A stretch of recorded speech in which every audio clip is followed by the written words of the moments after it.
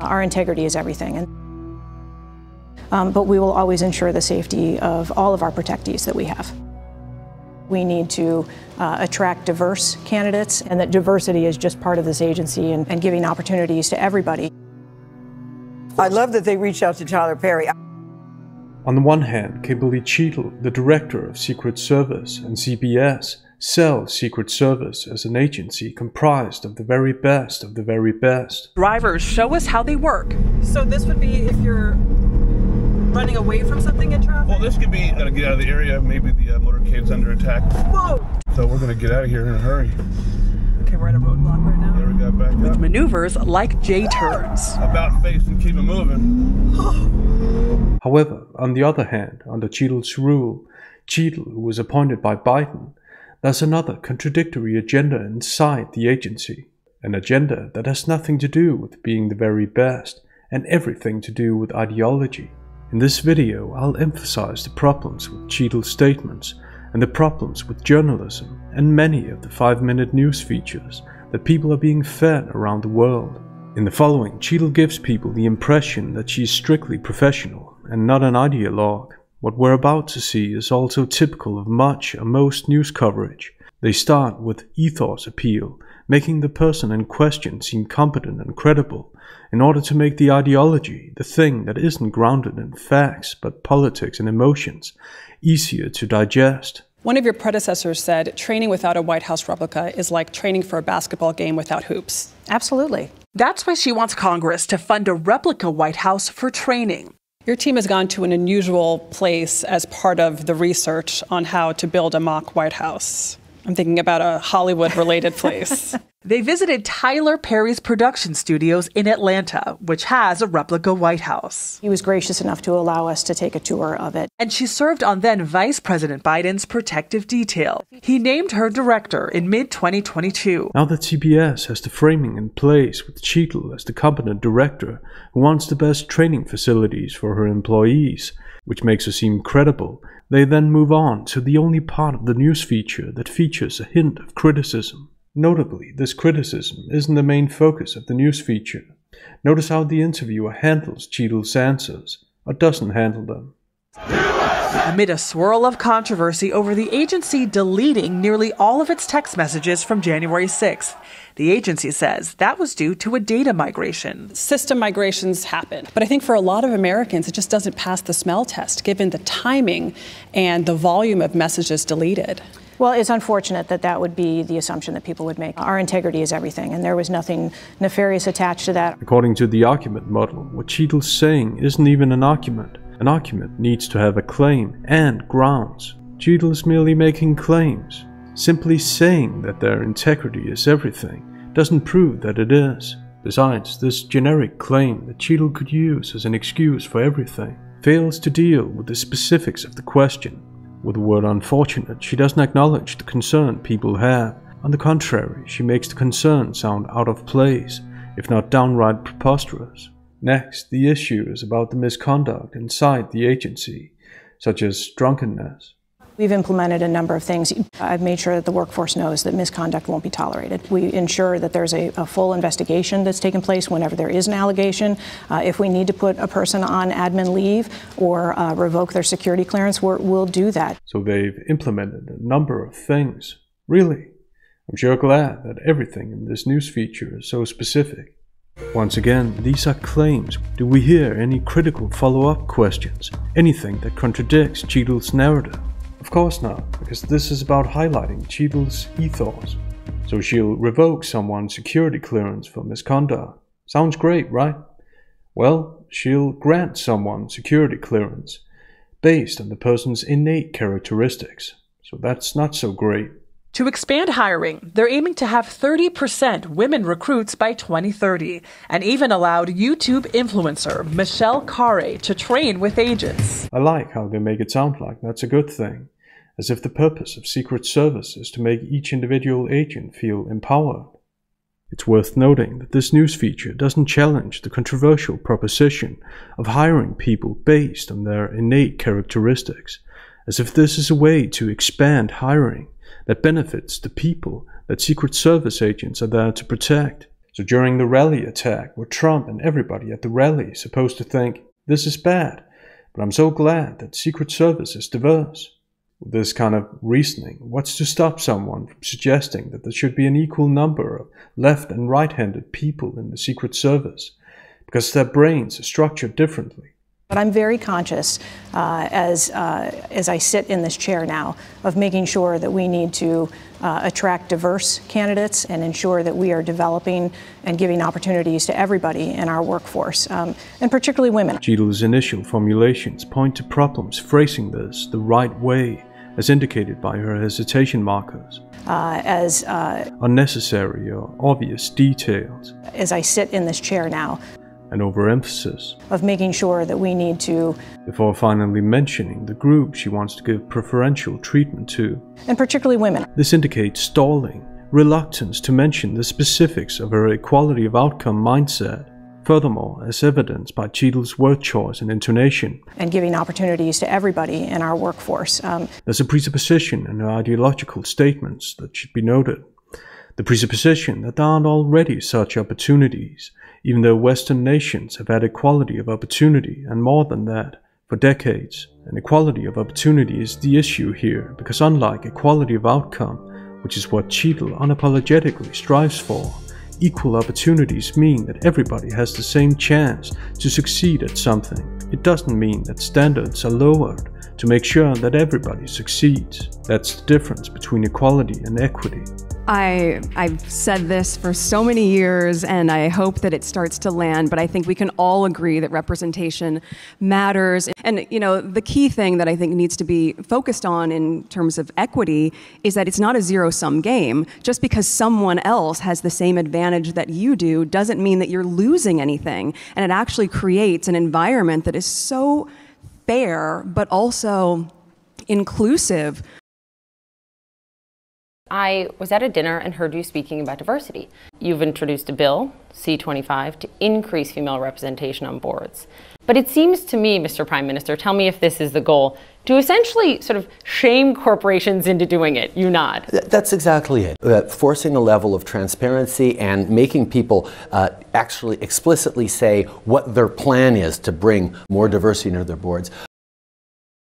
So according to this logic, should basketball players who are 5'5" be mixed with players who are 6'5"? People, no matter the gender, don't have the same physical characteristics or the same genetic dispositions to succeed at the same things. Cheatle knows how to use terms and phrases that sound nice and not dictatorial, which they are. Thus, a phrase like developing and giving opportunities for diverse candidates might sound enticing to some people who want shortcuts to success. However, when this developing and giving come at the expense of other groups, and maybe even at the expense of someone's life, how viable and diverse is this mindset really? Cheatle monopolizes the word diverse before the word can be used against her, because in the midst of all this inclusion of some demographics, other demographics are excluded. Also, what does a word like developing entail specifically? It means resources to fulfill a quota based on the director's ideological and most likely political stance, rather than focusing on training the people who already meet the criteria in terms of physicality and merits. And again, where are the grounds?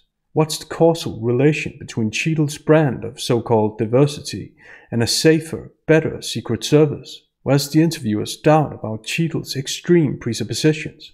That's right, I've forgotten what this news feature is about. With maneuvers like J-turns. About face and keep it moving. And next, more Ethos Appeal, which in light of the recent events falls flat. Agents were there when Donald Trump was arraigned in New York. We were able to work out the details ahead of time of how that particular day was going to go, but we will always ensure the safety of all of our protectees that we have. And as if the agenda wasn't already clear, the host makes sure that no one misses it. Well, the Secret Service has had some missteps recently, but what we know about them is they are really dedicated men and women to doing that job. I think it's a hard job to do, and they work very, very hard. With zero fail is a hard standard to meet as well. I think they have a point about training with no White House to train in, no replica to model their actions on. I love that they reached out to Tyler Perry. How strange that they all agree. I mean, it's not like the way they acknowledge each other seems forced. Of course. To model their actions on. I love that they... I'm totally convinced that this show would be open to different opinions. Misstep is the most innocuous word Gayle King could have used. It's an oversimplifying euphemism for the implications of the few criticisms in the news feature. Then she uses the conjunction but for contrast, minimizing or negating even these missteps, the same way the news feature minimized or negated the criticism. What we know about them, she continues. But what we know about them... The pronoun we, she presupposes shared knowledge, that the host and the viewers all know this. Presupposing shared knowledge is a way to avoid disagreement, even making disagreement impossible. I think it's a hard job to do, and they work very, very hard. Yes, they probably worked hard, and probably is the key word, because with the quality of outcome policies, people can't be sure if they all worked just as hard. And that's the point that the hosts, unsurprisingly, don't discuss. No, let's hear about Tyler Perry instead. I love that they reached out to Tyler Perry. I've been to that replica, and I'm telling you, it's spot. Yeah, I have. It's spot on. We should tell the viewers that while the piece was rolling, you're here off camera being like, they should talk to Tyler Perry. That's exactly what happened. And then the next line was Tyler Perry. We called Tyler Perry. Yes, because it's so probable that you hadn't seen the news feature beforehand. This is advertising, which unfortunately has become synonymous with much or most journalism. Number one, we're glad to have you here. Many people in your position, Mr. Wentworth, would be running for the hills at this point. Because since April, you all have faced a lot of incoming. How and why did it go so off the rails? Because that certainly wasn't your intention when you did one can to one person. It's been a challenging few weeks. Good times, goodwill, and easy enjoyment. And we have that all packed inside of our summer campaign that we launched last week. We're in the middle of the NFL. I know Nate's not here, but we're in the middle of our NFL campaign that'll be out in a few weeks. It's right there. So how much is this marketing boo-boo, whatever you want to call it, costing Bud Light? At tens of millions, hundreds of millions of dollars?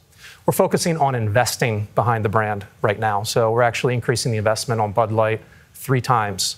People still like beer. They like it a lot. Yeah, people love beer, and I think we're on the doorstep. People love Bud Light. We're on the doorstep. People love Bud Light. This isn't the only time Cheatle's been allowed to advertise, with no tough questions asked. So I think for me, stepping away from the agency for the period of time that I did was great perspective. It was kind of a way for me to see how things worked in the private sector, and to hopefully bring some of those skills that I learned in the private sector back here with me to this agency. Now we know what at least some of those skills were. Of making sure that we need to attract diverse candidates. And many of the things you learn in the private sector are better to unlearn, in terms of not alienating your target audience. You know, I'm a businesswoman. I had a really clear job to do when I took over Bud Light. What does evolve and elevate mean? It means inclusivity. It means shifting the tone. It means having a campaign that's truly inclusive. And representation is at sort of the heart of evolution. Representation.